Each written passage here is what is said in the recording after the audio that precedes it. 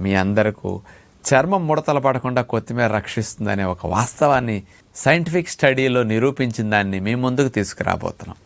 ఈ కొత్తిమీరలో పెట్రోసిలినిక్ యాసిడ్ అనే ఒక కెమికల్ కాంపౌండ్ ఉంటుంది. ఇది ముడతలు రానివ్వకుండా రక్షించడానికి చక్కగా ఉపయోగపడుతుందట. ఎలా అంటే మన చర్మంలో మెటబాలిజంలో వచ్చే మార్పుల కారణంగా ఎడిషన్ మాలిక్యూల్స్ అనేవి తయారవుతూ ఉంటాయి.